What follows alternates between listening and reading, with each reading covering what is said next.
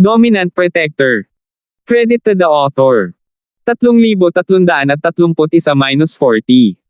Ang mga pangalan po na nandito ay galing sa mga name generator. Kaya kung meron man pagkakatulad sa mga pangalan ng totoong tao o lugar, ito ay tunay na hindi sinasadya. Si Melissa ay isang napaka-regular na tao, at maliban kung siya ay may sakit, siya ay nagising sa ngayon kahit na siya ay natulog. Yasi, umakyat ka sa taas at tingnan mo, bakit hindi pa nakaakyat si Melissa? Hindi pa namalaya ni Terence na may mali, medyo nalilito lang siya.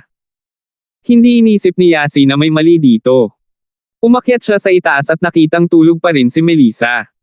Tinulak niya si Melissa, ngunit hindi nagising si Melissa. Ilang beses siyang tumulak, ngunit hindi pa rin kumikibo si Melissa. Nagsimulang magpanik si Yasi. Hindi dahil sa dati ay walang ganitong sitwasyon si Melissa, ngunit matagal na ang nakalipas, at ininom din ni Terence ang kanyang gamot mula sa lambak. Si Melissa ay hindi naiiba sa isang normal na tao pagkatapos uminom ng gamot, at nagsimulang mag-relax si Yasi. Pero ngayon, parang nag-iinarte na naman si Melissa.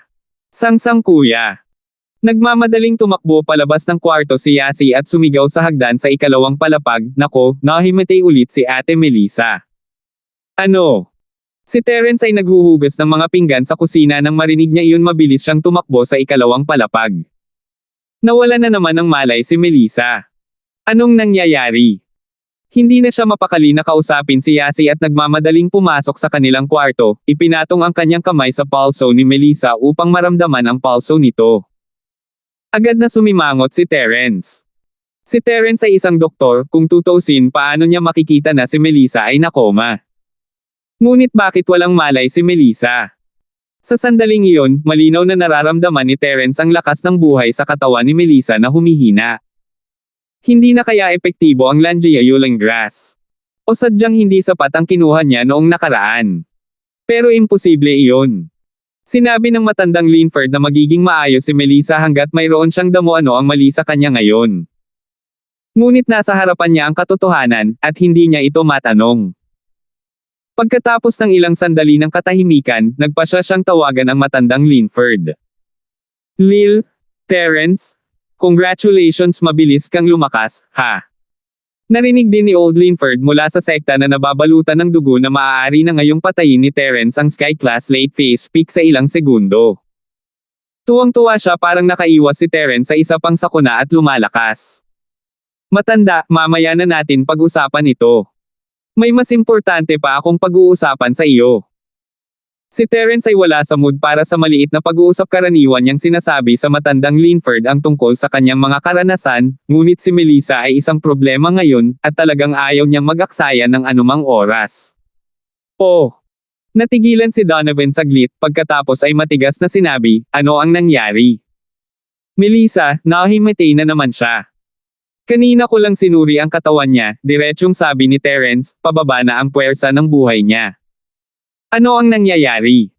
Hindi ba't ang orchid mustard grass ay lubusang nakaluna sa problema ni Melissa? Bakit siya nahimatay? Nawala na naman siya ng malay. Sumimangot si Donovan. Mas alam niya ang kalagayan ni Melissa, dahil siya ang gumamot sa kanya noon, ngunit hindi niya inaasahan na mauulit ito. Inborn na mahina at may sakit. Inubos ang orchid mustard grass. Teka. Biglang nagbago ang ekspresyon ni Donovan. Parang may naisip siya, pero hindi niya ito maintindihan. Ang dalawang keyword na ito ay nagbukas ng mga alaala ni Donovan na nabuklod sa loob ng maraming taon, at nagpaalala sa kanya ng ilang bagay mula sa kanyang kabataan. Ang Panginoon ni Terence, Malcolm, ang mga bagay na ginawa niya sa underworld, ang mga taong iyon, ang mga bagay na iyon. Oo. Bumangon si Donovan, may naisip lang siya, isang bagay na napakahalaga. Hindi siya makasigurado kaagad, ngunit mula sa kalagayan ni Melissa, tila medyo malapit na. Natahimik si Donovan, at ramdam ni Terence ang kanyang mabilis na paghinga. Alam niyang may iniisip ang matandang Linford, kaya hindi niya ito inistorbo at tahimik na naghintay. Gaya ng inaasahan, pagkaraan ng ilang sandali, muling umalangaw-ngaw ang boses ni Donovan, Terence, ang sitwasyon ni Melissa ay nagpaisip sa akin, ngunit hindi ako sigurado. Paano ito? Magre-research ako, wait for my call. Kung gayon, paano natin pretuhin si Melissa? Tanong ni Terence. Huwag kang mag-alala tungkol sa kanya sa ngayon.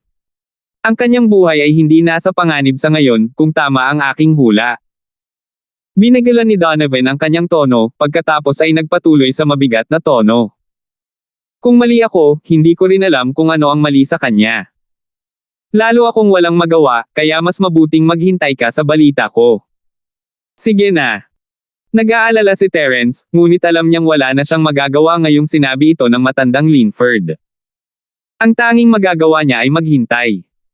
Lumipas ang oras, at bagamat 10 minuto na lang bago matapos ang tawag, pakiramdam ni Terence ay lumipas ang mga taon. Nagpanik naman si Yasi, Shield bro, Sister Melissa, inheritance din ba? Magmamana. Nagulat si Terence. Alam niya na mayroong 7 tagapagmana ng 5 elemento at 7 katangian, kabilang sina Trixie, Yasi, Cheryl, at maliit na Jiro. Wala pa siyang 3. Isa kaya sa kanila si Melissa. Hindi inisip ni Terence na imposible ito, ngunit hindi niya naisip na may kakaiba kay Melissa pagkatapos makipag-ugnayan sa kanya. Hindi niya maalis-alis ang posibilidad na ito ay isang hidden attribute na ngayon lang nagpakita. Gayunpaman, ang posibilidad na mangyari iyon ay napakababa. Ang problema ni Melissa na nahimatay ay hindi na bago, ito ay resulta ng kanyang pagiging mahina mula noong siya ay bata pa. Posible, ngunit hindi masyadong malamang. Hintayin natin ang balita ng aking lolo. Umiling si Terence. Casual lang ang sinabi ni Yasi. Nakabantay silang dalawa sa gilid ni Melissa, tahimik na naghihintay ng balita. Lumipas ang kalahating oras na parang 1 taon para kay Terence, at sa wakas ay tumawag si Donovan. Matanda, paano na? May balita na ba? Narinig ni Terence ang pagring ng kanyang telepono at mabilis itong kinuha. Terence. Kung hindi ako nagkakamali, ang uri ng katawan ni Melissa. Katulad ng isang taong nakilala ko dati. Dahan daw ang sabi ni Donovan. Anong klaseng pangangatawan? Kumurap-kurap si Terence, maaaring may kakaibang konstitusyon si Melissa. Bakit pa sasabihin ng matandang Linford? 3,332. Hindi ko masasabi sa iyo kung ano ang tawag sa konstitusyong ito. Hindi rin masasabi ng taong iyon. Gayunpaman, tinawag niya itong konstitusyon ng especially ong. Sabi ni Donovan. Sponge body. Anong ibig sabihin nito? Katawan din ba ng practitioner? Hindi maintindihan ni Terence. Masasabi mo yan. Sponge body ang tawag dito, pero metaphorical lang talaga. Paliwanag ni Old Linford, ang tinatawag na espongha ay may malakas na kakayahan sa pagsipsip, ngunit may kaunting mga butas dito, at ito ay napaka-lively-king. Sa madaling salita, ang katawan ng taong ito ay kapareho ng isang espongha, maaari silang sumipsip ng malaking halaga ng chi, ngunit maaari rin nilang pigain ang tubig tulad ng isang espongha. Ito ay hindi maibabalik. Sinasabi mo na si Melissa ay may ganitong uri ng katawan. Pinag-isipan ito ng mabuti ni Terence at napagtanto na ito talaga ang nangyari. Ang katawan ni Melissa ay tila may kaunting enerhiya na maaari niyang makuha, at si Melissa mismo ay maaaring sumipsip ng chi mula sa jade at itago ito sa kanyang katawan. Dapat ganito. Tumanggo si Donovan, dahil noon, ganoon din ang pangangatawan ng kapatid ng kaibigan ko na may tamang practitioner's arts at chi, mabilis silang mag-level up. Ang pagpunta mula sa isang normal na tao sa Sky Class late phase peak ay tatagal lang ng ilang buwan. Siyempre, ang oras ay maaaring iba depende sa espiritual na enerhiya ng langit at lupa. Kung gayon ang kay Melissa. Nagulat si Terence sa bilis ng isang taong may ganitong katawan, ngunit mas nag-aalala siya sa kalagayan ni Melissa. Nawala na ng malay si Melissa, ano ang silbi ng pagsasanay? Ang uri ng katawan ni Melissa. Kapareho ito ng taong iyon, na-trigger ito sa pamamagitan ng pagkonsumo ng Langia Yulin grass. Dahil din sa halamang ito kaya naisip ko ito, sabi ni Donovan. Matanda, hindi mahalaga kung alam ko ang sinasabi mo o hindi. Ang gusto kong malaman ay, ano ang dapat gawin ni Melissa ngayon? Tanong ni Terence. Nagsasabi ka ba ng totoo? Ngumiti ng mapait si Donovan. Hindi ko rin alam. Hindi mo rin alam. Kumurap-kurap si Terence, hindi sigurado kung matatawa ba siya o maiiyak. Saan ko mahahanap ang kapatid ng kaibigan mo? Umalis na siya. Sa ngayon, hindi mo na siya mahahanap. Sinabi ni Donovan, ang alam ko lang at masasabi ko sa iyo ay sa ganitong uri ng pangangatawan, nang walang tulong ng isang mantra, maaari itong sumipsip ng espiritual na chi ng langit at lupa at gumising upang makabangon. Walang masyadong panganib sa iyong buhay sa loob ng isang taon. Ito ay lamang na hindi ka maaaring maging isang magsasaka ng walang mantra. Hindi yun mahalaga. Ang mas mahalaga ay manatiling buhay. Nakahinga ng maluwag si Terence. Hindi mo rin ba alam yun? Tinakot mo ako hanggang mamatay. I've only heard about it. Hindi ko alam kung gagana o hindi. At saka, sa tingin mo ba ganoon kadaling makahanap ng lugar na may masaganang espiritual na chi? Walang magawang sabi ni Donovan. Isang lugar na may masaganang espiritual na chi. Hindi ba magagawa ng mga sinaunang sekta na iyon? Tanong ni Terence pagkatapos ng ilang pag-iisip. Posible ito noong nakaraan, ngunit natatakot ako na hindi na posible ngayon. Papayat at payat ang espiritual na chi, hindi na ito sapat para masipsip niya, sabi ni Donovan. Ganun ba? Naramdaman ni Terence na walang magawa. Tama si Old Linford, mahirap talagang humanap ng lugar na may masaganang espiritual na chi. Si Terence ay may puwang doon, ngunit siya lamang ang makakapasok doon, hindi makapasok si Melissa.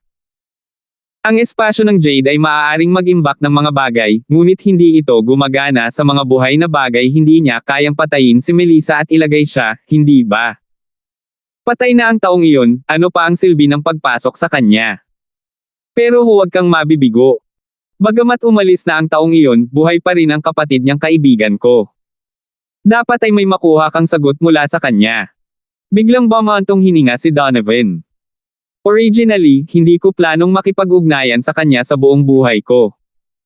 Pero, para sa kapakanan mo, parang kailangan kong harapin ang ilang bagay.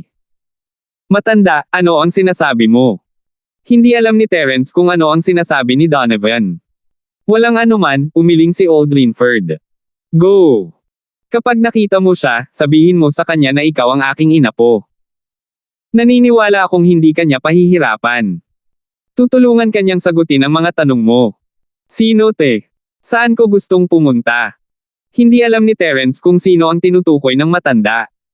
Ice Palace, tinatawag siyang Little Queen. Dahan daw ang sabi ni Donovan. Ice Palace. Tita Queen. Binanggit ni Terence ang pangalan ni Tita Queen.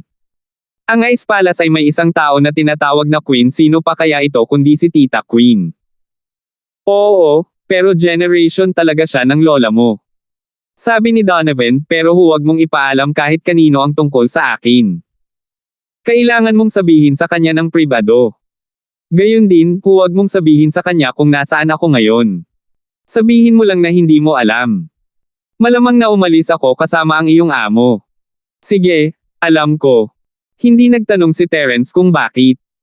Dahil sinabi ni Donovan na makipag-usap ng pribado, kaya lang. Tungkol sa kasalukuyang posisyon ni Donovan, marahil ay dahil sa kanyang espesyal na sitwasyon. Hindi siya makaalis sa West Star Village at ayaw niyang masyadong malaman ng iba. At kaya, walang pag-aalinlangan na pumayag si Terence. Swertehin kita. Dahil doon, ibinaba ni Donovan ang tawag. Si Terence, sa kabilang banda, ay hindi nag-alinlangan sa lahat dahil sinabi ni Donovan na si Tita Queen ay maaaring magkaroon ng paraan upang malutas ito. Si Terence ay natural na pupunta kaagad sa Ice Palace. Bagamat ang plano ni Terence ay pumunta sa Hakuna Matata Desierto upang hanapin ang Pauli, mabilis na nagbago ang mga bagay. Sinabi ni Melissa na ang kanyang buhay ay hindi manganganib sa loob ng isang taon, ngunit paano kaya ni Terence ang panganib? Kung walang magagawa si Tita Queen tungkol dito, natural na kailangang mag-isip si Terence ng iba, kailangan niyang maghintay hanggang sa bumalik siya mula sa Ice Palace. Sa pag-iisip na iyon, inulit ni Terence ang mga salita ng matandang Linford kay Yasi, at hindi niya ito pinabulaanan, sinasabi lamang sa kanya na mag-ingat. Ayos lang, hindi ko ito unang pagkakataon, pamilyar ako sa daan. Ngumiti lang si Terence.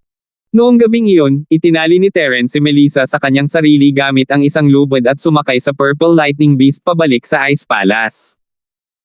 Iyon ang kanyang unang pagkakataon na pumunta sa Ice Palace, at nagmaneho siya roon. Ito ay isang mahabang paglalakbay, at mahirap hanapin. 3,333. Pero iba na sa pagkakataong ito. Ang Purple Lightning Beast ay napakabilis, at isang gabi lang ang inabot para marating ni Terence, silang dalawa, at ng Beast ang bayan. Ang pamilyar na bayan, sa isang kisap mata, matingkad pa rin sa kanyang isipan ang mga pangyayaring naganap mahigit kalahating taon na ang nakalipas, na para bang nangyari kahapon. Si Terence ay isa lamang mystic noon, hindi man ang Earth class, ngunit ngayon siya ay Sky class mid-phase.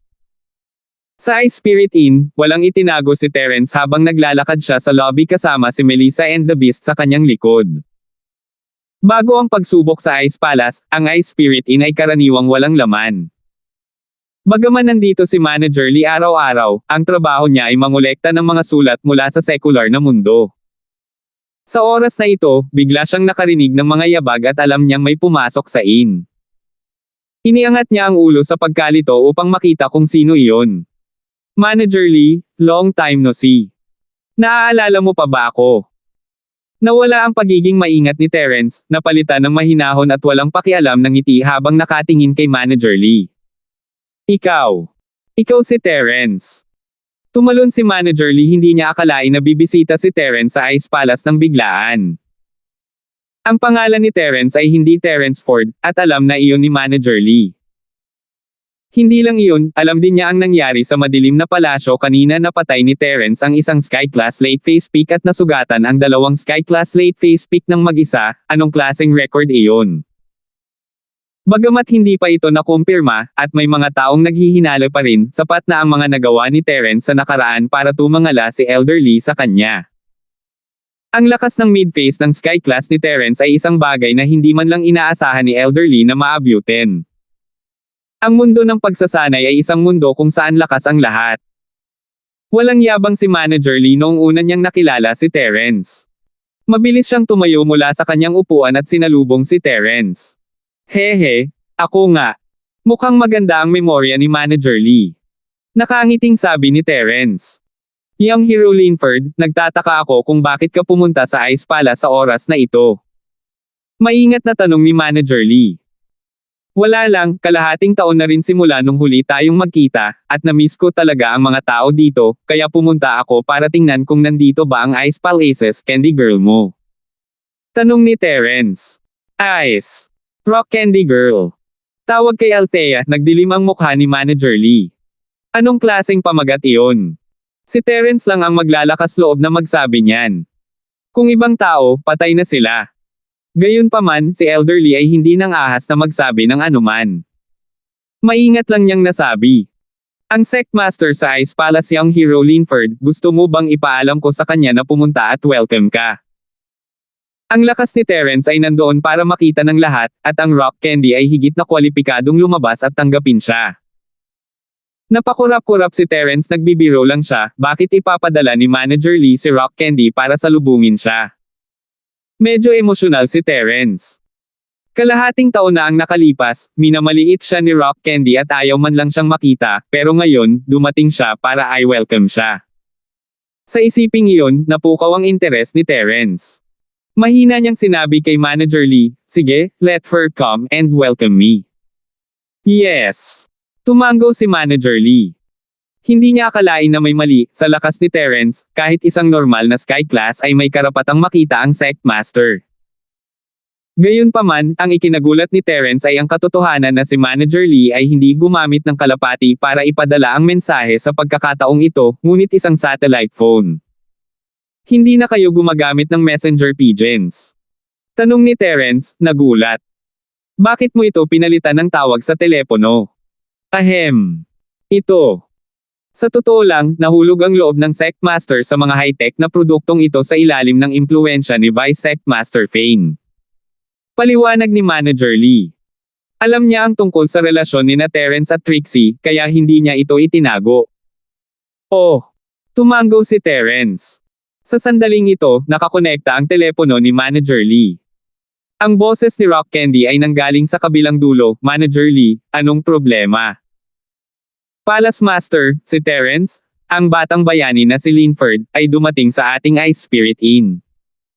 Pupunta siya sa Ice Palace, gusto mo ba siyang salubungin ng personal? Maingat na tanong ni Manager Lee. Sino ang nandito? Terence. Natigilan ng Rock Candy, hindi inaasahan na pupunta si Terence sa Ice Palace.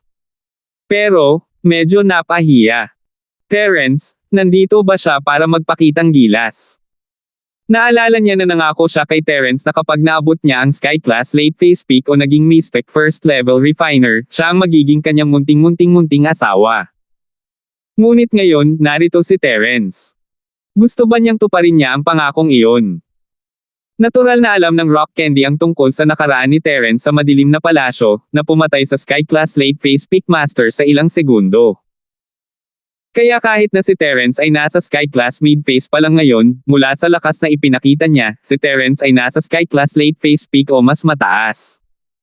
Paano pa niya magagawang patayin ang Sky Class Late Phase Peak Master sa ilang segundo?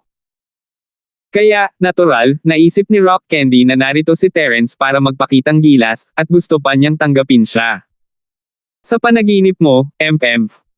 Huwag mong isipin na hindi ko kilala kung sino ang palasyong Master of the Dark Palace. Ganun ba kahirap para sa kanya na tulungan kang magkalat ng chismis? Kaya naman, nang maisip ito ni Rock Candy, lalong itong nagalit. Sunduin siya. Huwag kang magsalita tungkol sa pagpupulot nito, hindi ko naman makikita. Dahil doon, ibinaba ni Rock Candy ang telepono, naiwan ang isang inosente at kinakabahang manager na si Lee. Sasaktan ba niya si Terence? Ngunit, sinaktan mo si Terence, at kailangan kong harapin ito. Pero wala siyang lakas ng loob na magreklamo. Ngumiti lang siya ng mapait kay Terence. Young Hero Linford, may gagawin ang Palace Master. Sige, I heard you. Lead the way, dalhin mo ako sa Ice Palace. Ikinaway ni Terence ang kanyang kamay, hindi man lang naabala. Kung tutuusin, sila ni Althea ay matandang magkakilala. Bagamat medyo naasar si Terence sa kanyang dominanteng ugali at mapagkunwari noon, tinulungan niya siya noon, at medyo malapit din sila. Natural, hindi siya magagalit sa kanya. Okay. Nakahinga ng maluwag si manager. Parang madaling kausap si Terence. Ngunit, medyo kakaiba si Terence ay may nakatalikod sa huling pagpunta niya rito, at ngayon siya ang Vice Sect Master. This time, may bitbit siyang ibang tao na adik ba siya sa pagdadala ng tao. Lagi niyang dinadala ang mga tao sa Ice Palace. O laging may dinadala si Terence sa kanyang likod. Anong klaseng ugali ito? Pero kahit anong mangyari, hindi siya naglakas loob na magtanong ng maraming tanong. Maingat siyang naglakad sa harapan, dinala si Terence sa direksyon ng Ice Palace. Hindi ito ang unang pagkakataon ni Terence na pumunta sa Ice Palace, ngunit sa huling pagkakataon, hindi nila tinahak ang pinakamaikling landas dahil sa kanilang lakas. 3,334. Pagkatapos ng lahat, ang Mystic Class Masters ay walang kakayahang lumipad, ngunit magkaiba ang Earth Class at Sky Class Masters. Ang kanilang Chingingong ay lubos na mapapabuti, lalo na ang Sky Class Masters. Sa pagkakataong ito, hindi na sumama si Manager Lee kay Terence, pinili niya ang pinakamalapit na landas. Alam niya na para sa isang master na tulad ni Terence, ang tinatawag na secret path ng Ice Palace ay kalokohan. Ang pangunawa ni Terence ay napakalakas, at ang pagsama sa kanya ay humihingi ng gulo. Nagtungo silang dalawa sa Ice Palace. Nasa harapan natin ang Ice Palace. Linford, Young Hero, pwede ka bang maghintay sandali sa waiting room sa pasukan? Pupunta ako magsumbong sa Palasyo Master. Nasa mahirap na posisyon si Manager Lee, ayaw niyang dalhin si Terence sa Ice Palace nang wala si Althea. Siyempre kaya mo. Bahagyang tumango si Terence. Ano man ang mangyari, si Trixie ay ang Vice Sect Master ng Ice Palace, at hindi kailangang ituring siya ni Terence bilang isang kaaway. Kung umarte ang pride ng Rock Candy Girl, magpapanggap na lang siya na hindi niya ito nakita. Salamat sa iyong pag-unawa, batang bayani Linford. Nakahinga ng maluwag si Manager Lee. Haha. Ngumiti si Terence, walang sinasabi. Ngunit, Nang makalapit na silang dalawa sa mga tarangkahan, at nang kakausapin pa sana niya si Terence, isang mayabang at dominanteng figure ang lumitaw sa mga tarangkahan sa hindi kapani-paniwalang bilis. Si Terence ay hindi nakatakbo ng buong bilis dahil kailangan niyang pangalagaan ang bilis ng manager bilang isang Earth class, kaya lumitaw ang figure sa harap mismo ng gate, walang pakialam kay Terence at sa manager. Sino ito? Kumunat ang noo ni Terence, may tao ba talaga sa Ice Palace? Wala pa siyang narinig na makapangyarihang lalaking matatanda sa Ice Palace. Ah! Hindi mo ba siya kilala? Medyo naguguluhan din si Manager Lee kung saan nanggaling ang taong ito, kailan pa nagkaroon ng ganito ang Ice Palace. Parang expert siya. Ipinagpalagay ni Terence na ang taong ito ay mula sa Ice Palace, ngunit sinabi ng manager na hindi niya ito kilala. Noon lang tumingin si Terence sa taong naglakad na papunta sa entrance. Hindi niya malalaman kung hindi siya tumingin, ngunit siya ay tumalon. Ang lalaking ito ay Sky Class Late Face Peak. Ito ay talagang nasa parehong antas ng Rock Candy. At ito ay isang lalaki. Kung gayon ang taong ito ay malamang na hindi taga-Ice Palace pagkatapos ng lahat, hindi sila lalaki, lahat sila ay babae. Mukhang hindi pala kaibigan ang taong ito. Ang higit na nakakalito kay Terence ay ang likod ng tao. Parang pamilyar siya, pero hindi niya masabi kung saan siya nanggaling. So hindi taga-Ice Palace mo ang taong ito. Huminto si Terence, hindi siya nagmamadali, nagpas siyang obserbahan muna ang sitwasyon. Kung tutusin, may importante siyang gagawin dito kung narito ang taong ito para manggulo, kailangan niya magplano kung ano ang gagawin. Siyempre, ang Sky Class Late Face Peak na tulad nito ay hindi gaanong para kay Terence, ngunit ang kinatatakutan niya ay ang taong ito ang nagbubukas ng landas, at may iba pang nasa likuran niya. Hindi masisisi si Terence sa pagiging kainahinala, pagkatapos ng lahat, hindi makatotohanan para sa isang tao na pumunta sa Ice Palace na naghahanap ng gulo ng mag-isa. Si Althea ay ang Sky Class Late Face Peak, at ang isa sa kanya ay sapat na para harapin ang isang tao. Bagamat hindi masasabing papatayin siya ng tao, hindi makatotohanan para sa tao na gustong gumawa ng masama. Iyon ang dahilan kung bakit nagpa siya si Terence na maghintay at makita. Oo, hindi ko siya kilala. Linford Young Hero, anong ginagawa natin ngayon? Hindi alam ni Manager Lee kung ano ang iniisip ni Terence nang makita niyang huminto si Terence, kaya nagtanong siya, hindi tayo aalis. Dahil may bisita dito, maghintay na lang tayo. Sino ba ang nagtanong sa kanya na tumakbo ng napakabilis? Mahinang sabi ni Terence. Ito. Sige. Hindi masabi ni Manager Lee kung ano talaga ang gustong sabihin ni Terence, ngunit kalmado ang kanyang tono. Hindi niya alam kung talagang nagmamalasakit si Terence sa etiquette at pinayagan niya ang customer na mauna, o kung hindi lang siya nasisiyahan sa customer. Habang siya ay nag-iisip, ang Sky Class Late Face Peak Practitioner ay nagsalita, nasaan ang Rock Sugar? Bilisan mo at lumabas para salubungin ang mga emisaryo ng aking 5 elementong sekta. Puno ng lalim ang boses ng lalaki, at sa sandaling ibukan niya ang kanyang bibig, parang isang bell, narinig ng buong Ice Palace ang tunog. Kung noon, naiinggit si Terence, ngunit ngayon, ito ay isang maliit na kasanayan sa kanya. Gayunpaman, ang mga salita ng lalaki ay nagpaliwanag sa mga mata ni Terence. Ang mensahero ng 5 elemento ng sekta. Kung ganoon, ang taong ito ay mula sa panig ni Patriarch Charlie. Sa wakas ay naunawaan na ni Terence kung bakit parang pamilyar siya. Ang kasuotan ng taong ito ay halos kapareho ng grupo ng mga tulisan na pumunta sa Dark Palace, ngunit iyon lang ba? Hindi yun naisip ni Terence, ang dahilan ay marahil ang huling bahagi, ngunit ano ang tunay na dahilan? Dahil pamilyar kay Terence ang boses ng taong ito. Gayunpaman, kahit na ano, walang alinlangan na ang taong ito ay mula sa 5 elemento ng sekta. Kung ganoon, ang 3 bandido na kanyang nasugatan at napatay ay malamang na mga alagad din ng sekta ng 5 elemento. Kung ganoon nga ang kaso, hindi kaya nagsusuka ng dugo si Patriarch Charlie. Nasa ganoong kalagayan ang kanyang 3 alagad dahil sa kanya. Isang patay at 2 may kapansanan. Pagkatapos ng lahat, walang gaanong Sky Class Master sa 5 elementong sekta, mayroong 2 numero lamang ng Sky Class Master sa buong sinaunang mundo, at mayroon lamang 100 o 200 sa kabuuan, kabilang ang mga mula sa ibang bansa at dayuhang lupain. Ang 5 elementong sekta ay nawalan ng 3 sa kanila ng biglaan, kaya paanong hindi sila madudurog sa puso? Hinihintay ni Althea si Elderly na dalhin si Terence, at iniisip niya kung paano siya tutugan kung sasabihin ni Terence ang pangako niya sa kanya bilang isang maliit na asawa. Kung binanggit ito ni Terence, gagawin niya ito, ipaalam niya sa kanya na huminto ang mga tsismis sa matalino. Makipagtulungan sa Dark Palace para gumawa ng kwento tungkol sa pagpatay sa isang Sky Class Late Phase Peak at baldado ang 2 Sky Class Late Phase Peak, sino ang maniniwala dyan? Kahit na ang isang buong bilog na master ay hindi makakapatay ng isang Sky Class Late Phase Peak ng ganito kabilis, di ba? At kaya, hindi talaga ito pinaniwalaan ng Rock Candy. Maliban sa mababang pagtingin kay Terence sa simula, ito rin ay dahil ito ay masyadong hindi kapanipaniwala at wala sa saklaw ng kaalaman nito, kaya hindi ito pumunta at tinanggap si Terence.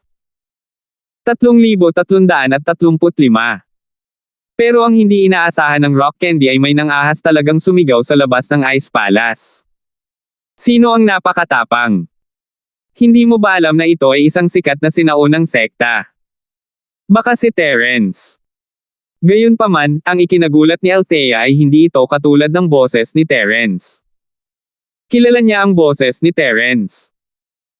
Higit pa rito, ang tinutukoy ng kabilang partido ay ang mga emisaryo ng 5 elementong sekta. Ano ang ginagawa ng isang sugol ng 5 elementong sekta dito?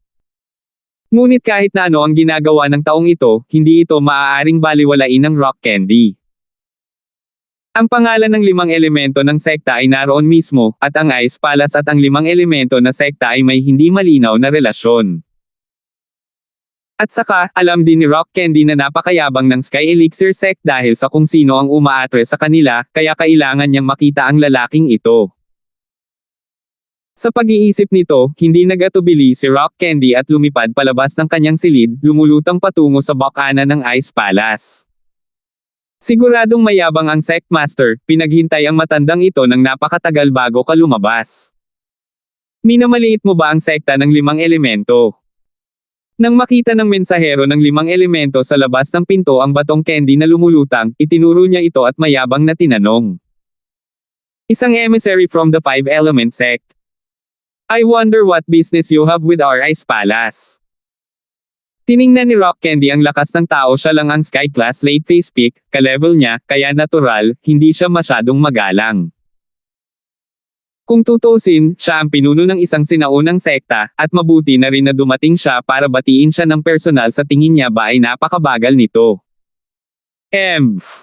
Rock Candy, hindi na ako mag-aaksaya ng oras sa'yo. Naisip mo na ba ang kasal ng Sky Elixir Sect? Sumasang-ayon ka ba o hindi sumasang-ayon? Tanong ng sugol ng 5 elementong sekta. Pumunta siya rito para isagawa ang bagay na ito. Ang ninuno ng Charlie ay nasa masamang kalagayan matapos mapahiya ni Terence, at bigla niyang naisip ang Ice Palace, kaya ipinadala niya ang kanyang disipulo, 9 na bata, sa 5 elementong sekta. Ang maliit na 3, maliit na 4, at maliit na 5 ay patay na lahat, at ang Little 6 ang nagpahinto kay Terence sa Wulang Hautay Mountain. Namatay ang ika-12 kapatid, ngunit namatay din ang ika-6 na kapatid ng maglaon, kasama ang ika-7 kapatid na lalaki at ika-8 kapatid na lalaki. Walang tao sa harapan, kaya ang maliit na Siam ay nakahakbang sa Jiangho. Ito ang kauna-unahang gawain na ginawa niya mula nang siya ay tumuntong sa Jiangho. Matagal na siyang nagtitimpi sa sekta, kaya natural na wala siya sa mood, kaya naglabas siya ng galit sa Rock Candy. Kailangang malaman ng isa na ang pakikipag-ugnayan na ito ang pinakamahalaga at mahalagang bagay para kay Patriarch Charlie. Upang maisakatuparan ang planong iyon, kailangan niyang pasulungin ang mga tagapagmanang ito sa kasal na ito. Kung hindi, mahirap i-garantiya na wala silang anumang makasariling motibo. Kung nangyari iyon, tiyak na mapapahamak sila ng walang hanggan. Ang usapin sa Rock Candy ay matagal nang naantala, at ang ninuno ng Charlie ay nagpadala ng siyam dito para madamay si Terrence, gayon din para malaman kung ano ang gustong sabihin ng Rock Candy. Gusto niyang makita kung si Trixie o Rock Candy ang magmamana. Nang banggitin ni Little Ninth ang engagement, agad na nagbago ang mukha ni Rock Candy. Ginagawa talaga ng 5 elementong sekta. Galit na sabi niya. Iniisip ko kung ano ang nangyayari sa engagement na ito, bakit napakalakas ng Sky Elixir Sect, lahat ng ito ay dahil sa pag-back up mo sa kanila. Suportahan. Kaya ano? Rock Candy? Sino sa palagay mo ikaw? Siya lang ang Sekta Master of the Ice Palace sa tingin mo ba kung hindi dahil sa sekta mo ay subsidiary sect ng sekta natin, you would have your status in the ancient times. Matatakot ba ang iba sa iyo? Ibigay mo sa iyo ang mukha. Sa panaginip mo.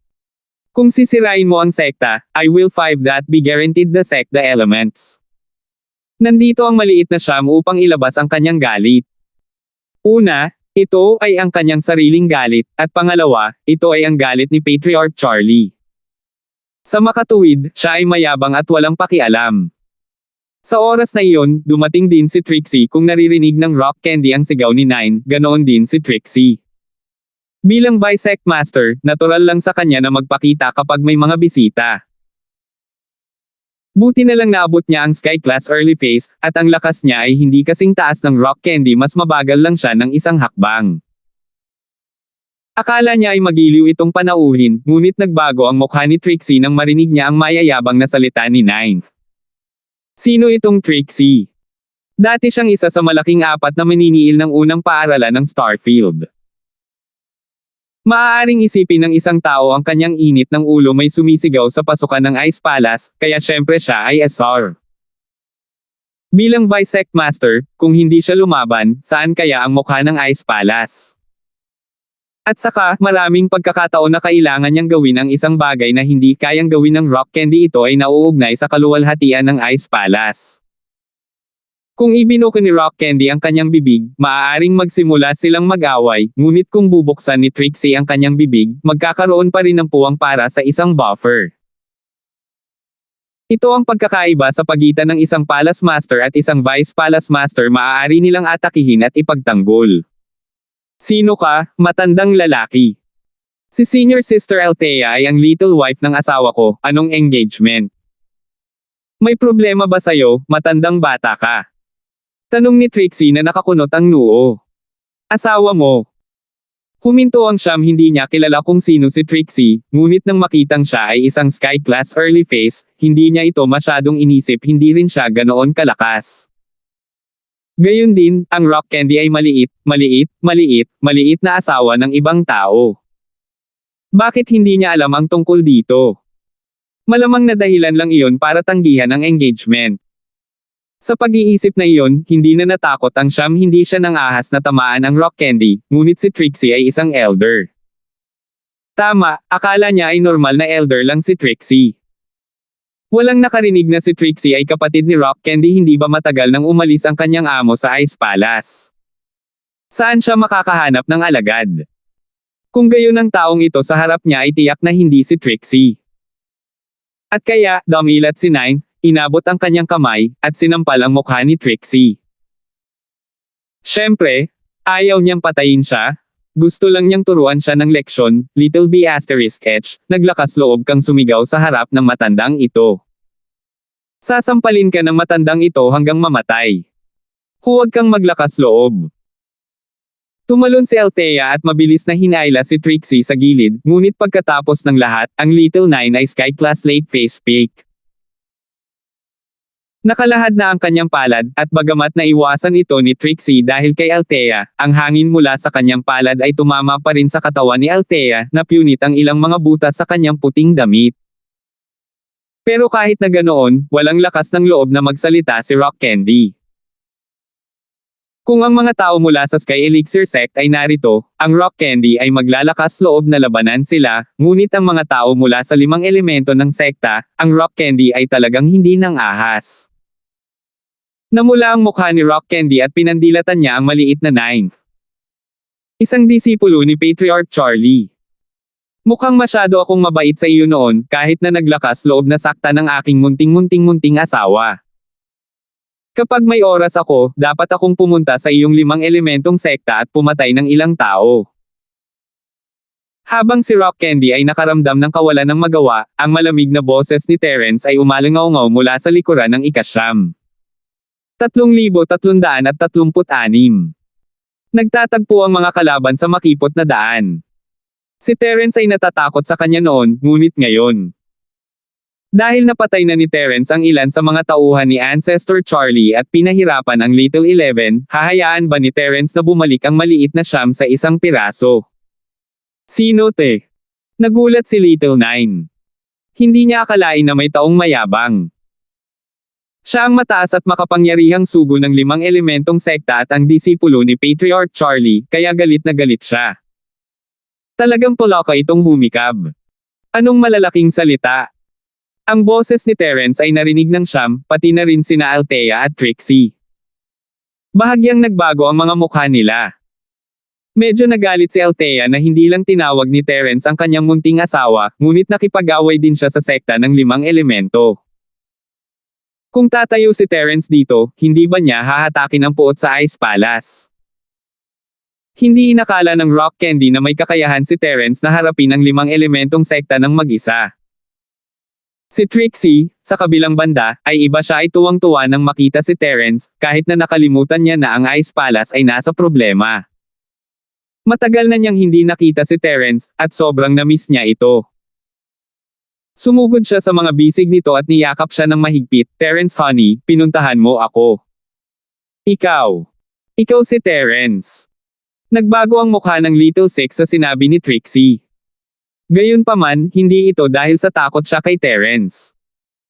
Hindi niya alam na ang Little 3, Little 4, at Little 5 ay namatay sa mga kamay ni Terence. Pagkatapos ng lahat, ang Little 3, Little 4, at Little 5 ay lihim na nagsagawa ng utos ni Patriarch Charlie at nagpanggap na isang robbery gang. Ang ganoong bagay ay labis na kaiyahiya, at kahit sa loob ng 5 elementong sekta, hindi basta-basta masasabi ni Patriarch Charlie ang tungkol dito upang pigilan itong makarating sa mga tainga ni Patriarch Albert o Boss Bale. Isa pa, nang bumalik ang 3, isa ang patay at 2 ang sugatan. Hindi sasabihin ni Patriarch Charlie ang isang nakakahiyang bagay para pahinin ang kanyang sariling moral. Sa makatuwid, hindi alam ng maliit na siyam ang partikular na kwento sa loob ng bagay na ito. Ang alam lang niya ay ang 3 nakatatandang kapatid na lalaki ay napatay at may kapansanan sa panahon ng misyon, ngunit hindi niya alam kung sino ang pumatay o nasugatan sa kanila. Bagamat nakakagulat ang bagay na ito, alam din ng maliit na siyam ang mga patakaran. Hindi siya magtatanong ng mga bagay na hindi niya dapat itanong. Siyempre, kung mas matagal pa, maaaring nakakuha ng ilang pahiwatig ang maliit na siyam mula sa ibang tao. Pagkatapos ng lahat, ang bagay na ito ay hindi maaaring itago ng mahabang panahon. Sa kasamaang palad, ito ay kaunting panahon lamang, at siya ay inatasan ng isang misyon ng Patriarch na si Charlie. Kaya, ang maliit na siyam ay hindi alam ang tungkol sa mga kabayanihan ni Terence. Ang kanyang alaala ay nananatili pa rin sa bulubundukin ng Wulang Haute, nang patayin ni Terence ang ika-12 kapatid at nasugatan si Lowell. Kaya ikaw, Terence. Ang yabang ng tono mo dyan. Hinayaan kitang makatakas sa bulubundukin ng Wulang Haute, ngunit sa pagkakataong ito, papatayin muna kita at maghihiganti para sa aking ika-12 kapatid at Lowell. Malamig na ngumiti si Jiro. Hindi niya inaasahan na makakakuha ng hindi inaasahang reward mula sa paglalakbay na ito. Kung ang pangunahing salarin ng bulubundukin ng Wulang Haote, si Terence, ay maaaring mapatay, kung gayon siya ay gumawa ng malaking kontribusyon. Alam din ng maliit na siyam na ang kanyang posisyon sa mga alagad ng 5 elemento ng sekta ay hindi gaanong kapansin-pansin sa nakaraan. May 6 na nakatatandang kapatid sa itaas niya, ngunit iba na ngayon. Maliban sa Little 1 at Little 2, siya lang. Kung gagawa siya ng kontribusyon sa pagkakataong ito, tiyak na mataas ang tingin sa kanya ni Patriarch Charlie, tama ba? Sa pag-iisip na iyon, siya ang determinadong patayin si Terence doon at pagkatapos. Ganun ba? Saka tingnan natin kung sino ang unang mamamatay. Nakangiti ang mga labi ni Terence. Sa sandaling matapos siyang magsalita, isinantabi niya si Trixie at na-activate ang arts ng kanyang practitioner. Ginamit niya ang ika-11 anyo ng nagngangalit na apoy na 8 trigrams palm at tinamaan ang dibdib ni Nine. Nagtaas ng bantay si Nine sa palad ni Terence, ngunit wala siyang masyadong pakialam. Kung tutuusin, masasabi niya na si Terence ay Sky Class mid-phase noong ginamit niya ang sining ng practitioner. Nagulat siya kung gaano kabilis tumaas ang lakas ni Terence, ngunit wala siyang pakialam dito. Kung tutuusin, tumaas nga ang lakas ni Terence, ngunit hindi siya karapat-dapat sa kanyang atensyon, siya ay Sky Class late phase peak. Kaya naman, ang maliit na Sham ay nagsimulang magpalipat-lipat ng kanyang sining upang protektahan ang kanyang katawan ng purong chi, ngunit hindi siya umiwas. Sa halip, handa siyang bigyan ng kritikal na tama si Terence nang umatake si Terence, na nakikipaglaban kay Terence. Boom! Ang ika-11 estilo ng wildfire na 8 trigrams palm ay dumapo sa dibdib ng Munting Jiro. Ang pangaalipusta sa mga mata ni Munting Jiro ay naging gulat, at wala pang isang segundo, lumipad ang katawan ni Munting Jiro, bumagsak sa pader ng Ice Palace na may nakakabinging tunog, na lumikha ng malaking butas sa haligi ng Ice Palace. Nagulat si Nine, ngunit mas nabigla sina Althea at Trixie. Kumikislap ang mga mata ni Althea na may masalimuot na tingin, maaari ba talagang pumatay si Terence ng Sky Class late phase peak? Paano ito naging posible? Ang lakas ni Terence ay Sky Class mid-phase, paano niya magagamit ang ganoong kalakas na galaw? Hindi makapaniwala si Rock Candy sa kanyang mga mata. Para naman kay Trixie, nagulat siya, ngunit mas masaya siya. Mas malakas pa si Terence kaysa dati, maaari pa niyang masaktan ang Sky Class late phase peak. Sa buong mundo ng pagsasanay, sino ang maaaring magmaliit sa pag-iral ni Terence? Hindi. Imposible yon. Napahawak si Little Nine sa kanyang dibdib. Hindi pa siya patay. Ito ay dahil ginamit niya ang kanyang chi para protektahan ang kanyang katawan. Gayunpaman, kahit na sa kanyang chi, ang kapangyarihan ng ika-11 estilo ng wildfire na 8 trigram palm at ang essence chi necklace ay hindi niya kayang tiisin. Siya ay nagduso ng isang napakalubhang panloob na pinsala. Ang isang patay at 2 baldado na basura sa madilim na palasyo ay ang iyong mga kapwa alagad, tama? Ang sabi ko, maliit na Jiro, bakit hindi ito matutuhan ng iyong 5 elementong sekta? Sa tingin mo ba nakakatuwang patayin ako? Mahinang sabi ni Terence habang nakatingin sa Sham. What? 3rd senior brother, 4th senior brother, and 5th senior brother were all done you. Nanlaki ang mga mata ni Nine sa gulat habang hindi makapaniwalang tumingin kay Terence. Gayunpaman, ang kanyang mga salita ay naglantad din sa pagkakakilanlan ng 3, 4, at 5. Casual lang itong binanggit ni Terence dahil nakita niyang ang pananamit ni Lil Jiro ay katulad ng 3 tulisan mula sa Dark Palace, ngunit hindi niya akalain na silang 3 ay si Lil Jiro. Haha, nawalan ng 3 disipulo si Patriarch Charlie ng sabay-sabay. Iiyak siya. Ay, hindi, dapat 4. Hindi man mamatay ang Sham, isa pa rin siyang Pyle na hindi mapapagaling. Hindi siya pinatay ni Terence, ngunit pinag-isipan ito at nagpas siyang hayaan siyang mabuhay. Little Jiro, alam mo ba kung bakit kita naawa at hindi kita pinatay? Ah! Halos mapaiyak ang maliit na Sham. Tinatawag mo itong awa. Kung hindi ka magpapakita ng awa, ano ang mangyayari? 3,337. Ngunit pag-isipan ito ng mabuti, totoo nga. Pinatay ang ika-3 senior na kapatid, kaya kung gusto ni Terence na patayin siya, magiging madali ito. Talagang maawain siya. Bumalik ka at sabihin kay Charlie na mas mabuting huwag na siyang makisali sa aking mga gawain. Malamig na babala ni Terence, ang mga tao sa Ice Palace ay mga taong gusto kong protektahan, ngunit kung gusto niyang patayin ang kanyang mga disipulo, ayos lang din iyon. Babalik ka ulit? Oo. Oo. Little Nine dared to say no at this time. Tumango lang siya bilang pagsang-ayon. Maligaw ka, winagayway ni Terence ang kanyang kamay, senyales na umalis ang Sham. Maliligaw ako ngayon. Salamat sa hindi mo pagpatay sa akin, Master Linford. Napaka-depressed ni Little Nine. Siya ay dumating ng buong tapang at malungkot na umalis. Nasugatan pa niya ang kanyang sarili ng malubha. Malamang hindi siya mapagaling. Sa kanyang pagbabalik, siya ay magiging tulad ng matandang ika-4 at matanda na ika-5.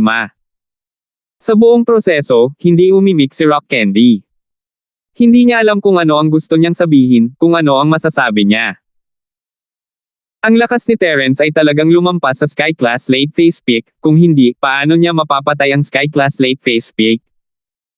At saka, totoo talaga ang pangyayari sa madilim na palasyo. Sa isang malubhang nasugatan na tao tulad ng maliit na ika-9 sa harap niya, at sa maliit na ika-9 na personal na umamin dito, bagaman hindi ito pinaniwalaan ni Rock Candy noon, wala siyang pagpipilian kundi ang maniwala na ito ay totoo. Terence. Gustong pasalamatan ni Althea si Terence, ngunit hindi niya ito masabi. Althea, little wife, nagkita tayong muli. Ngumiti si Terence. Ako. Sino ang iyong maliit? Asawa. Namula ang mukha ni Althea, ngunit bigla niyang napagtanto na hindi na niya gaanong kinamumuhian si Terence. Dahil ba tinulungan siya ni Terence na lutisin ang problema? Oh. Sinamba ba talaga niya ang malakas? Talaga bang pamantayan niya para sa isang kabiyak ang mga salitang sinabi niya na in a fit of pique? Haha. Tumawa si Terence, hindi na tinutokso si Althea. Matagal na siyang hiwalay kay Trixie, at natural, ang iniisip niya ay kay Trixie. Hinawakan ni Terence ang kamay ni Trixie. Trixie, kumusta ka na sa nakalipas na kalahating taon? Ayos ka lang ba? Not bad. Napakabait sa akin ni Althea, at napakagaling ko sa Ice Palace.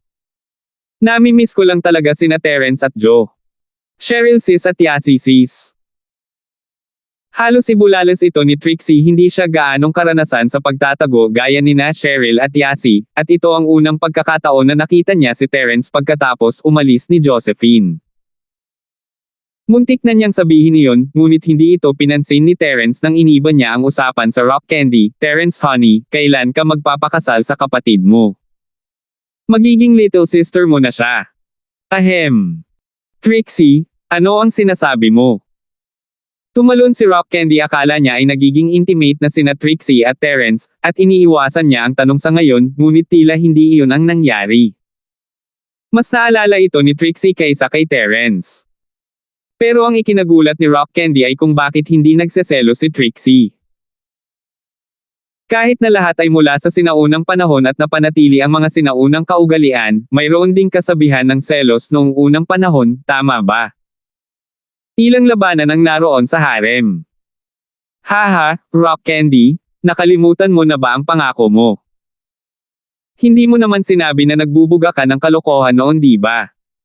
Tumingin si Terence kay Rock Candy na may ngiti na hindi ngiti sa kanyang mukha. Pakiramdam niya ay isa siyang magsasaka na bagong panganak pa lamang. Gaano ka-proud ang Rock Candy sa huling pagpunta nila sa Ice Palace. Ngunit ngayon, silang dalawa ay nasa pantay na kondisyon, at si Terence ay mas malakas pa. Ako. Medyo hindi nakaimik si Althea. Oo, inamin niya ito sa kanyang sarili, at ngayon ay binabalikan niya ito. Siya ang Panginoon ng palasyo, pagkatapos ng lahat, at hindi niya masabi ang ganoong bagay. Pero, hindi niya talaga gustong pakasalan si Terence ng ganoon lang. Pagkatapos ng lahat, iyon ay mga salita lamang ng galit, at walang anumang emosyonal na pundasyon. Dati, tumingin siya kay Terence ng may mataas at makapangyarihang saloobin, dahil mahina si Terence sa kanyang mga mata. Ngunit ngayon, siya ay naging tagapagligtas ng Ice Palace. Mas malakas pa ito kaysa sa Rock Candy. Paano ito tatanggapin ni Rock Candy sa kanyang puso?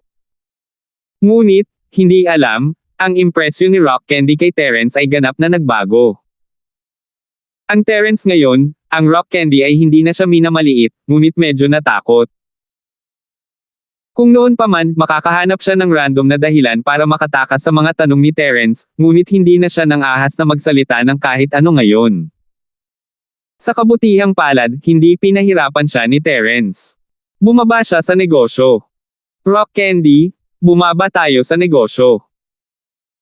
Susubukan ko ang aking makakaya upang gawin ang iyong nagyayelo na Jadestone Pill, ngunit samasang-ayon din ako na tanggapin ni Trixie ang mana. Ang mga salita ni Terence ay natigilan kay Trixie. Hindi niya maintindihan kung bakit biglang pumayag si Terence na tanggapin niya ang mana. Pagkatapos ng lahat, matatag niyang tinanggihan ito noon, ngunit ngayong may kapangyarihan na siyang kausapin si Althea at baguhin ito, nakompromiso siya. Ano ang dahilan? Siyempre, si Trixie ay hindi nakikipag-ugnayan kay Cheryl at Yasi sa lahat ng ito, kaya hindi niya alam kung ano ang nangyari sa bahay. Ang rock candy ay nalilito rin, hindi niya maintindihan kung bakit papayag si Terence sa kahilingan ni Trixie kung siya ang gumagawa ng tableta para sa kanya. Ito ay ginawa rock candy lubhang tuliro. Rock candy? Magsasabi ako ng ilang salita kay Trixie, pero sana hindi mo sasabihin kahit kanino. Tumingin si Terence kay Althea at pinaalalahanan siya. Sa lakas ni Althea, hindi maitago ni Terence ang nilalaman mula sa kanya kahit na nagtago siya sa gilid. Who cares? Sa tingin mo ba ganun ako kachismose? Nagpout si Rock Candy. Ha? Lumingon si Terence kay Trixie. Trixie, dati, hindi ko gusto ang pagiging inheritor, dahil hindi alam ang panganib na kinakaharap mo, pero ngayon. Naging mga tagapagmana na ang mga tao sa paligid ko, kaya kailangan kong magbago ng isip. Kaya ko kayong protektahan, kaya kayong lahat ay mga tagapagmana at girlfriend ko. Hindi masamang humarap sa panganib ng sama-sama at tumulong sa isa't isa. Nagulat si Trixie. Akala niya ay alam na ni Terence ang tungkol kay Josephine. Pagkatapos ng lahat, ang taong nasa tabi ni Terence ay isang tagapagmana, at ang kasintahan ni Terence noon. Sino pa kaya ito maliban kay Josephine? Siyempre, hindi niya alam na nakaalis na si Cheryl papuntang Dark Palace. Sa lahat ng oras na ito ay hindi ka nakikipag-ugnayan sa iyong pamilya, kaya maaaring hindi ka masyadong malinaw. Ngayong naging tagapagmana ng elemento ng metal si Cheryl, siya ang namamahala sa Dark Palace. Sabi ni Terence na may mahinang ngiti. Ang kanyang mga salita ay may napakalaking bigat sa madilim na palasyo ng gabi. Ang Grand Elder doon ay may higit na awtoridad kaysa sa iyong senior siste. 3,338. Nalungkot si Althea. Alam na alam niya kung anong uri ng tao ang Grand Elder ng Dark Palace. Ang lakas ni Terence ay malinaw para makita ng lahat, kaya kakaiba kung ayaw siyang pasayahin ng Grand Elder. Hehe, ayos lang. Hindi ba't si senior sister din ang iyong munting asawa? Tsaka, hindi ako mahilig humarap sa mga bagay sa palasyo. Walang pakialam si Trixie, pero, si Cheryl sis ay tagapagmana rin. Napaka-magical noon. Pero, hindi ba sinabi ng asawa ni Terence na girlfriend niya ito? Maaaring ikaw at si Cheryl sis ay. Haha, oo, si Cheryl ang girlfriend ko ngayon. At ang nakakapagtaka pa ay si Yasi ang tagapagmana ng elemento ng apoy ng nagninangas na bundok. Hindi pa siya umaalis, pero medyo malapit na siya rito. Sabi ni Terence. Yasi din. Nagulat si Trixie. Hindi niya akalain na si Terence ay magkakaroon ng napakaraming tagapagmana sa kanyang tabi. Ang mga taong ito ay kamag-anak ni Terence. Sa sandaling ito, labis ding nabigla si Rock Candy. Alam niya ang tungkol sa sitwasyon ni Cheryl, ngunit hindi alam ni Yasi. Ngayon, hindi niya maisip na si Trixie, Josephine, Cheryl, Yasi, lahat ng babaeng ito ay malapit kay Terence. Ngayon na ang mga taong ito ay naging mga tagapagmana, kahit na magbukas ang Tianjia Island, si Terence pa rin ang mamumuno. Sino ang nagtanong sa mga taong ito na maging mga tao ni Terence? Para makasiguro ka at tanggapin mo ang mana. Dapat mas mabilis ang cultivation mo. Sabi ni Terence. Si Trixie ang unang nakatanggap ng mana, ngunit hindi ganoon kabilis ang kanyang practitioning speed. Siya ay nasa Ice Palace sa loob ng kalahating taon, at siya ay nasa unang bahagi ng Sky Class at iyon ay kasama ng lahat ng mga mapagkukunan na mayroon ng Ice Palace, ngunit gaano katagal si Cheryl sa madilim na palasyo. Malinaw na ang pagtanggap ng mana ay iba sa hindi pagtanggap nito. Okay, alam ko. Tumango si Trixie, nakahinga ng maluwag. Matagal na itong bumabagabag sa kanya, alam niya na ang pag-ibig ay hindi dumarating ng walang dahilan. Sa Ice Palace, hindi lang niya iniligtas ang buhay nito, ipinangako pa niya na ililigtas niya ang kanyang ina at bibigyan siya ng mga mapagkukunan ng pagtatanim para saan ang lahat ng ito. Hindi ba para sa kanya ang lahat para maging tagapagmana? Ngunit, nang walang pag-aproba ni Terence, hindi siya nang ahas na sabihing oo ngayon na nakumpirma na ito ni Terence, mas magiging tapat siya sa Ice Palace. Ito ang una kong pinuntahan. Sabi ni Terence habang nakaturo sa taong dinadala niya sa kanyang likod. Sa oras na ito, bigla ding naalala ni Trixie na may karga si Terence sa kanyang likod. Bagamat hindi kilala ni Trixie ang taong ito, ngunit binuhat siya ni Terence, kaya dapat mayroong isang bagay. Pumunta ka para tulungan si Trixie noong nakaraan, hindi mo na kailangan na tulungan ka namin ngayon, hindi ba? Tiningnan ni Althea si Melissa sa katawan ni Terence at nakasimangot. Gusto kong makita si Tita Queen na mag-isa. Althea, ayusin mo na.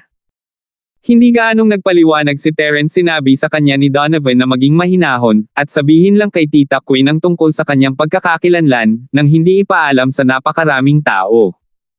Okay. Walang magawa si Althea sa tono ni Terence. Para bang ginawa niya itong maliit na babae. Gusto niyang siya ang mag-ayos nito. Hindi mo ba alam na ako ang sect master? Kung gusto mong makita si Tita Queen, imbes na magmakaawa sa akin, diretso mo akong pinaayos. Siyempre, sa iba, ito ay ganito. Ngunit sa kasalukuyang Terence, ang rock candy ay hindi man lang magalit. Ang mga salita ni Terence noon ay totoo, ang isang bayani ay hindi dapat matakot sa kanyang pinagmulan. Maaari mong tingnan ang Terence ng nakaraan, ngunit hindi mo maaaring tingnan ang Terence ng kasalukuyan. Ang nagwagi ay hari, at ang natalo ay isang bandat. Kung si Terence ay hindi sapat na malakas, siya ay pinalayas na. Huminto si Trixie, hindi alam kung bakit gustong makita ni Terence si Tita Queen na mag-isa. Hindi kaya si Tita Queen lang ang makakapagligtas sa taong nasa katawan ni Terence?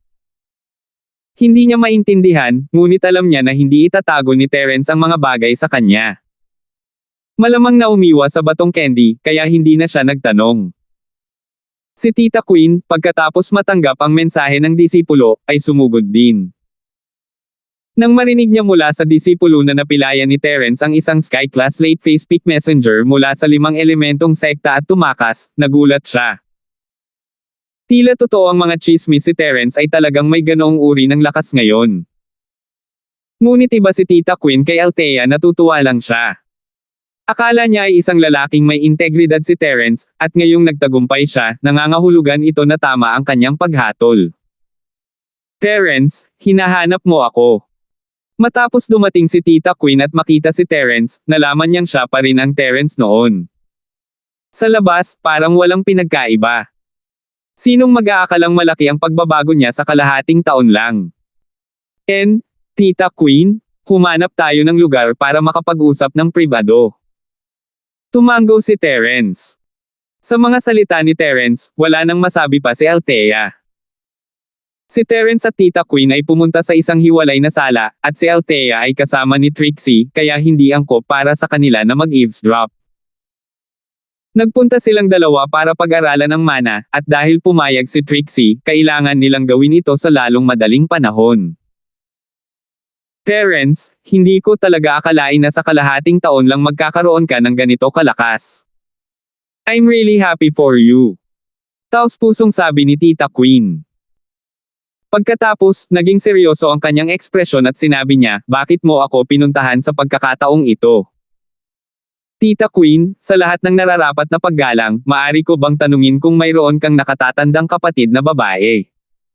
Umalis ba siya kasama ang amo ni Rock Candy? Dahan daw ang tanong ni Terence. Oh, paano mo nalaman?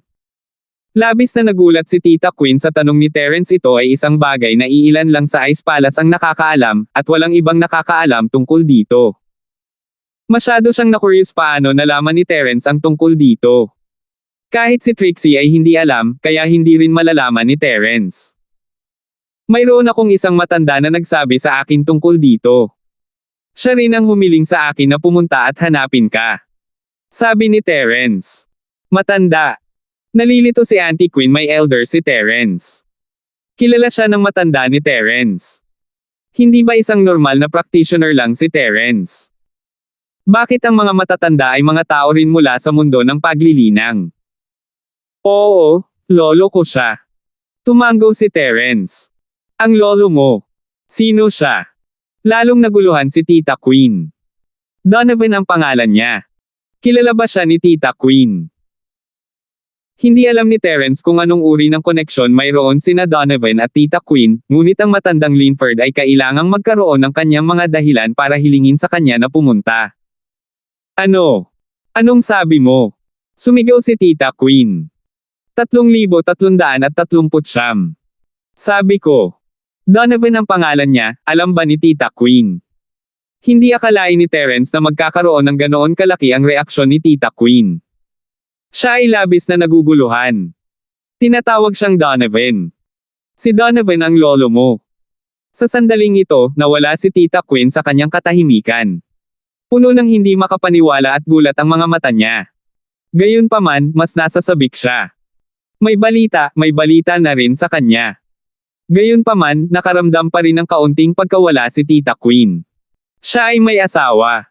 Siyempre, napakalaki na ng kanyang apo. Terence, Donovan, kaya hindi normal na practitioner si Terence, isa siyang practitioner na may malaking background. Bagamat karaniwan na ang pagkakaroon ng 3 asawa at 4 na babae noong unang panahon, hindi pa rin gaanong masaya si Tita Queen. Pagkatapos ng lahat, sinabi ni Donovan na hindi niya maaaring isaalang-alang ang kanyang mga personal na problema sa kanyang sitwasyon, hindi sa hindi niya gusto si Tita Queen. Ngunit ngayon, hindi lamang si Donovan ang ikinasal, maging ang kanyang apo ay napakalaki na. Paano magiging masaya si Tita Queen? Hindi ba ito isang scam? Kaya naman, sa sandaling ito, medyo nalungkot si Tita Queen. Kaya't may asawa na siya. Kaya apo kanya, hindi nakakapagtakang isa kang bayani. Kasal. Napakurap si Terence, may naalala mula sa mapangasar na mga mata ni Tita Queen. Hindi niya maiwasang mapangiti ng mapait. Ito kaya ang manliligaw ng matanda noong bata pa siya. Gayunpaman, hindi angkop para sa isang junior na tulad ni Terence na makisali sa mga bagay na ito. Masasabi lang niya ang totoo, Tita Queen, hindi kasal ang lolo ko. Ako ay isang ulila na inampun niya. Siya ay maituturing na aking Panginoon, at siya rin ay maituturing na aking pamilya. So parang ganito. Ang pagkabigo sa mga mata ni Queen ay napalitan ng buhay at ang paraan ng pagtingin niya kay Terence ay mas mabait. Si Terence ay apo ng Diyos ni Donovan, kaya hindi ba't kapareho niya iyon? Tila ang pagtulong kay Terence noon ay ang tamang desisyon. Nanginginig ang boses ni Tita Queen habang nagtatanong, ayos lang ba ang lolo mo? Nasaan siya? Hindi ko alam. Gumamit siya ng espesyal na paraan para makipag-ugnayan sa akin at sinabihan akong hanapin ka, ngunit hindi ko alam kung ano ang ginagawa niya o kung ano ang kanyang pinagkakaabalahan. Masasabi ni Terence na may espesyal na relasyon sina Tita Queen at Donovan, ngunit kinailangan niyang magsinungaling para hindi malantad ang lokasyon ni Donovan. Oh, I see. Bumantong hininga si Tita Queen. Actually, nahulaan na niya ito. Paanong hindi umalis si Donovan kasama siya? Sabi ni Lolo, sapat na para malaman mo ang tungkol dito. Ayaw niyang malaman ng marami. Sabi ni Terence. Oh, okay. Nagulat si Tita Queen. Tila hindi alam ni Terence ang kapangyarihan ni Donovan, ni hindi niya alam kung ano ang kinakatawa ng apo ni Donovan sa sinaunang mundo. Kung sinabi niya kay Rock Candy ang tungkol sa background ng kanyang pamilya, maglalakas loob pa rin kaya si Rock Candy na sabihin ang mga salitang iyon. Halatang hindi niya pinangarap, malamang na hindi niya alam ang background ni Terence, at malamang na siya ay isang malaya na bayani. Ang tunay na lakas din ni Donovan. Pinatunayan din nito na umalis si Donovan noong napakabata pa ni Terence, at bata pa si Terence. Tita Queen, hinanap kita sa pagkakataong ito dahil sa taong ito sa katawan ko. Sabi ni Terence habang inilagay si Melissa sa sofa. Narinig ko na ang pangangatawan ng kapatid mo ay halos kapareho sa kanya. Hindi natapos ni Terence ang kanyang pangungusap, hindi na kailangan iyon. Naniniwala siya na mauunawaan ni Tita Queen ang ibig niyang sabihin. Gaya ng inaasahan, naging seryoso ang mukha ni Tita Queen habang nakatingin kay Melissa. You said that she may sponge body din. Dahan daw ang tumango si Terence at sinabi kay Tita Queen ang lahat tungkol kay Melissa mula simula hanggang dulo, na binibigyang diin ang damo. Kung hindi ako nagkakamali, dapat ganito ang pangangatawan. Matapos marinig ito ni Tita Queen, dahan-dahan siyang tumango, pumunta ka sa akin para maghanap ng solusyon, tama? Hindi masama. Sa koneksyon ni Donovan, mas malapit si Terence kay Tita Queen, at mas natural ang tono niya. Narinig ko na ang kapatid ni Tita Queen ay mayroon ding ganitong uri ng pangangatawan noon.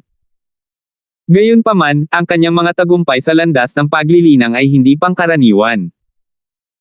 Terence, since God apo ka ni Donovan, you're like my junior. Tutulungan kita dito kahit anong mangyari. Ngunit, bagamat alam ko ang kwento ng aking kapatid na babae, dapat mong malaman na ang kanyang tagumpay ay hindi maaaring gayahin. Sabi ni Tita Queen. Anong ibig mong sabihin? Napakurap si Terence. Noon, sa tulong ng matandang sectmaster, nakahanap ang kapatid ko ng lugar na pinagpala ng langit para makapagsanay. Sa tulong ng kanyang sining, mabilis niyang nadagdagan ang kanyang lakas at naging sky-class late phase peak. Sinabi ni Tita Queen, gayunpaman, ang langit at lupang espiritual na chi na nakapaloob sa kakaibang lugar ng pagtatanim na iyon ay limitado. Karamihan sa mga ito ay ginamit ng aking kapatid na babae. Nang maglaon, ang Palace Master Althea ay nagtanim din doon, at may ilang mga disipulo din ang nagtanim doon. Ang lugar na iyon ay walang pinagkaiba sa isang ordinaryong lugar. Walang espesyal tungkol dito. Sa madaling salita, kung walang training ground, walang silbi ang pagkakaroon lang ng heart technique, di ba? Kumunat ang noo ni Terence. Oo, ako nga. Sabi ni Tita Queen ng may katiyakan. I see. Bamantong hininga si Terence. Ito ay katulad ng inaasahan ni Donovan, si Melissa ay makakabawi sa isang lugar na may mayaman na chi, at makakaligtas siya kahit walang pagsasanay. Ngunit ang pangunahing tanong ngayon ay, saan siya makakahanap ng ganoong lugar? Saglit na nag-isip si Terence at hindi maiwasang magtanong, ano ang mali? May iba pa bang paraan? Dapat ba itong lugar na may masaganang espiritual na chi? Ito. Parang may ibang paraan. Let me think. Habang nagsasalita siya, ipinikit ni Tita Queen ang kanyang mga mata at nag-isip ng malalim. Ayaw siyang gambling ni Terence, kaya tahimik niyang hinintay ang sagot niya, ito ang tanging pag-asa niya. Hindi niya akalain na magiging ganito kakomplikado ang katawan ni Melissa, pero kahit anong mangyari, ang problema ni Melissa ay dahil sa kanya. Kung hindi niya maaabsorb ang pabango mula sa kanyang katawan, magiging ligtas at maayos pa rin si Melissa, at hindi niya magagawang maging practitioner nang hindi inilalantad ang kanyang katawan. Gayunpaman, paano kung ibunyag niya ang kanyang pangangatawan ngayon? Kung nais ni Melissa na maging isang practitioner, kailangan niyang magkaroon ng isang lugar na tulad ng isang paraiso na puno ng natural na enerhiya, hindi niya maaaring linangin ang gusto niya. Terence, naalala ko ang sinabi ni Sis dati. Kung mayroon tayong mga energy stone na iyon para sa paglilinang, makakamit natin ang parehong layunin, ngunit kakailanganin natin ng marami sa kanila.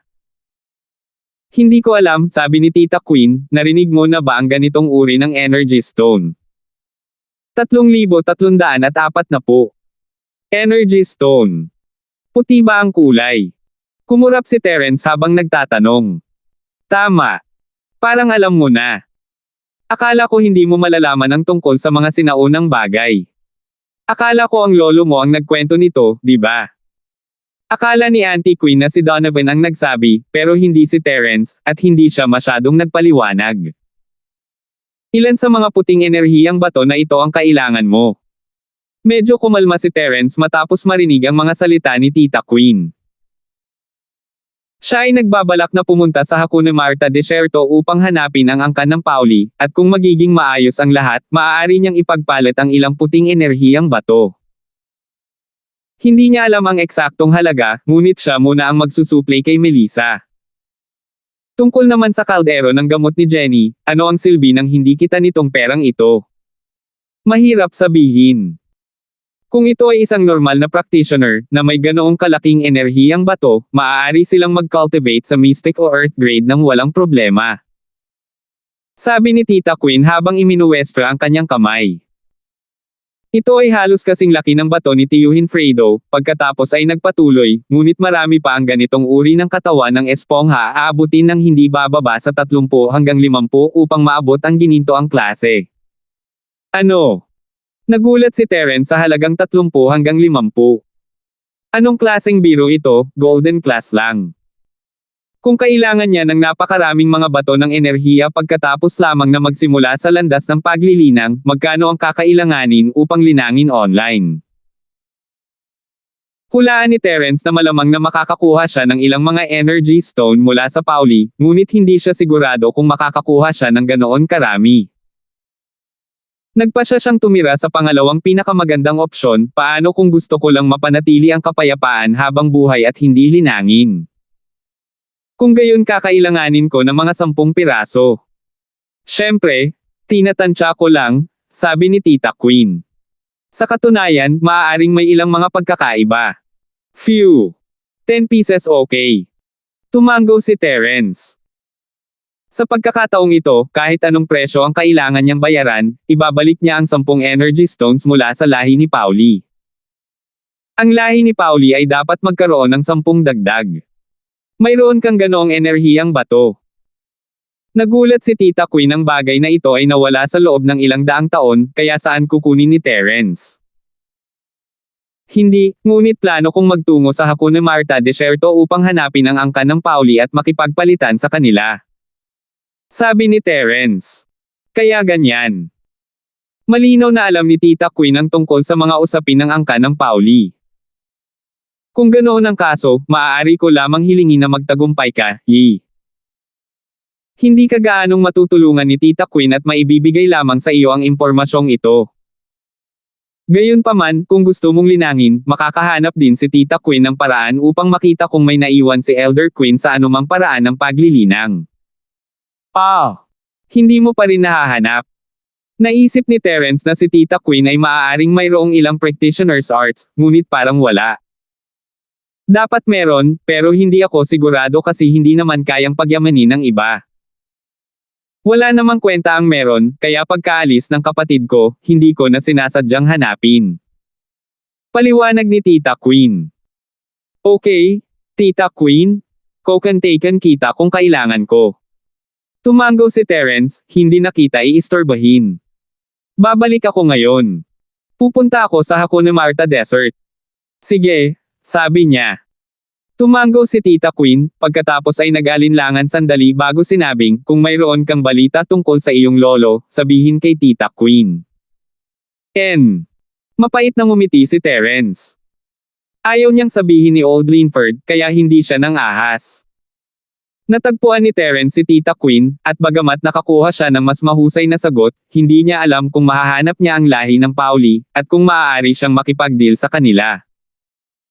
May iniisip si Terence, kaya natural na hindi siya magtatagal sa Ice Palace. Pagkatapos magpaalam kay Trixie, nagpaalam siya kina Tita Queen at Althea at umalis. Wala pang isang araw sa Ice Palace, at kahit na ayaw ni Trixie na umalis siya, alam niya kung anong uri ng tao si Terence. Hindi ba siya umikot para humingi ng tulong sa kanya ng ganito? Kaya naman, ayaw ni Trixie na sayangin ang mahalagang oras ni Terence. Bumalik si Terence sa lungsod ng Stonegate sakay ng Purple Lightning Beast. Siya ay dumating at umalis ng nagmamadali, at nagulat si Yasi na siya ay umuwi kaagad. Shield bro, nakita mo si Trixie. Maliligtas kaya si Ate Melissa? Tanong ni Yasi, ngunit nadurog pa rin ang kanyang puso nang makita ang walang malay na si Melissa. Hindi sana ibinalik ni Terence si Melissa kung maliligtas siya. May pag-asa, pero medyo magulo. Pupunta ako sa Hakuna Marta Desert bukas, kaya sa bahay na lang si Melissa. Sinabi ni Terence pagkatapos ng ilang pag-iisip. Yasi, Medyo malapit ito sa Hoyan Mountain, gusto mo bang sumama sa amin? I think I'll pass. I'll drag it out as long as I can. Tutal, kailangan pa nating alagaan si Ate Melissa sa bahay, di ba? Bagamat si Wu Xiaoyan ay tagasunod ni Terence, ayaw ni Yasi na harapin ang paghihiwalay. Hindi niya alam kung kailan siya babalik, at natatakot siya na kailangan niyang manatili sa bundok. Sige, sabi niya. Naunawaan ni Terence ang iniisip ni Yasi at hindi siya pinilit. Pagkatapos bumalik sa kanyang silid, nagsimulang mag-isip si Terence. Sino ang dapat niyang isama this time? Ang hako ni Marta Desierto ay puno ng hindi kilalang mga panganib. Sa totoo lang, kung may dadalhin si Terence, ang pinaka may kakayahang tao ay si Drake. Si Drake ay minsang nakapunta sa hako ni Marta Desierto. Kahit na hindi niya mahanap ang eksaktong lokasyon ng White Energy Stone, pamilyar na pamilyar siya dito. Ito ay mas mahusay kaysa kay Terence na naghahanap nito ng mag-isa. Kaya, sa pag-iisip na iyon, dinale ni Terence ang numero ni Drake. Mr. Linford. Labis na nagulat si Drake nang matanggap niya ang tawag ni Terence. Si Terence ang kanyang tagapagligtas at katulong ng kanyang kapatid na babae. Noon pa man ay gusto na niyang makilala muli si Terence, ngunit habang tumataas ang status ni Terence, hindi na siya ang taong kailangang umasa sa swerte para makatakas mula sa nakatagong antas. Hindi siya makakatakas sa pinagsama-samang pag-atake ng ilang tagong bahay kung hindi dahil sa swerte niya sa Hidden House Summit, pero wala na siyang pakialam sa mga ito ngayon. Ang sinaunang antas ay malapit ng matapakan, tama. Narinig niya na kayang patayin ni Terence ang Sky-class late phase peak sa ilang segundo. Anong klaseng kapangyarihan ito? Ang agwat sa pagitan ni Drake at Terence ay palaki ng palaki, at si Drake ay masyadong nahiya na makipag-ugnayan kay Terence. Ako na, bro, kamusta ka na? Kamusta ka na sa pamilya mo? Tanong ni Terence. Kanina pa ako naghahanap ng pagkakataon na umalis sa Hidden House U. Nag-alinlangan si Drake. Hindi siya nang ahas na iwan ka sa Hidden House noon, pero ngayon, kung dahil kay Terence, ano ang big deal? Salamat po at sinamahan ninyo ako, ingat lagi mga master.